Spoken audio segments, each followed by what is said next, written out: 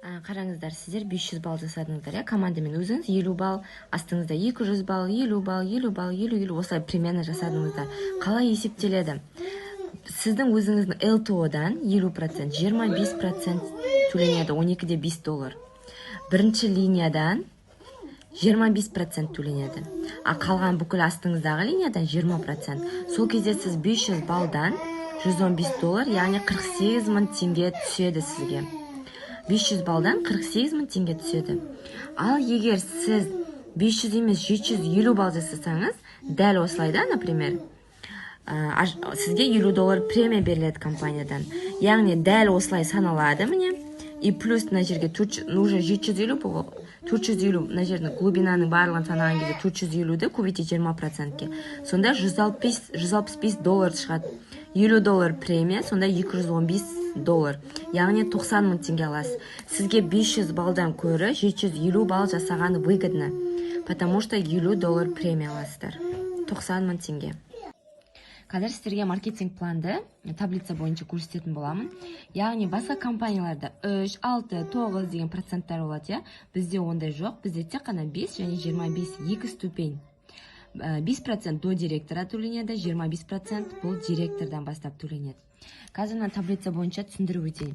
Сіз келдіңіз, заказыңыз жасадыңыз, 500 балға жеткен жоқ сіздің общий товарооборотыңыз, бірақ астыңыздан бір адам тіркеліп, лично өзіңіздің астыңызға товар алған кезде сізге 5% қайтып отырады.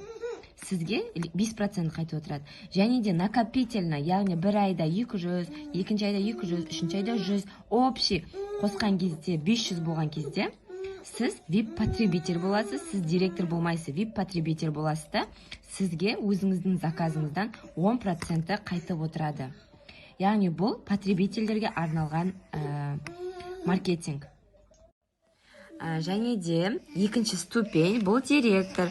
Сіз командаңыз 450, өзіңіз 50 балл жасаған кезде, в общем 500 балл, сіз директор боласыз. Ал егер 500 емес 750 балл жасасаңыз, сізге компания $50 премия беріледі.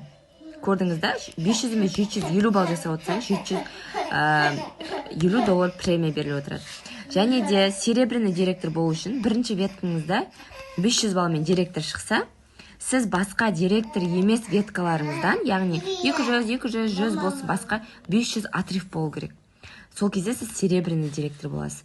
Золотой директор болу үшін екі веткаңыздан, мына жағыңыздан директор, и үшінші, төртінші ветка общий директорские веткалардан басқа бөлек групповой оборот, яғни отрывыңыз 500 болған кезде, сіз золотой директор боласыз. 2000 балл болу керек.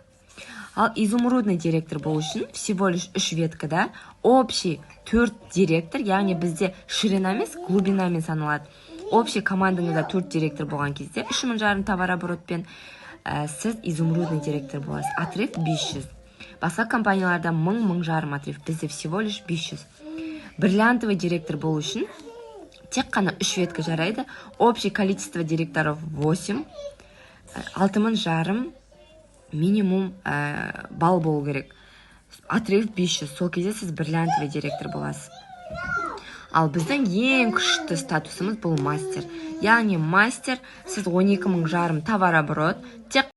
Мына мастер званиясында қараңыздар, бізде ширинаға өспейді. Например, кейбір компанияларда бриллиант болу үшін 6 директор, элита болсын 9, 11 деп өсе береді ғой. Бізде тек қана 4 директор, 4 ветка болу керек. И в общем 16 директор астынан санағанда, глубинадағы общий директорлармен 16 болған кезде 12500 товар оборот, 500 балл отрыв, сіз мастер боласыз. Яғни бұл мастер званиясында қараңыздар қаншама процент. Бұл жерде 10, 8, 5%. Ал мастер званиясында уже 1% қосылады. 11% бірінші линиядағы директорлардан, екінші линиядағы директорлардан 9, 6 и 1% до бесконечной глубины. Представляете? Мастер званиясына сол себептен тырысу керек осы мастер званиясына шығуға. Потому что көптеген компанияларда глубинаға аз төленеді.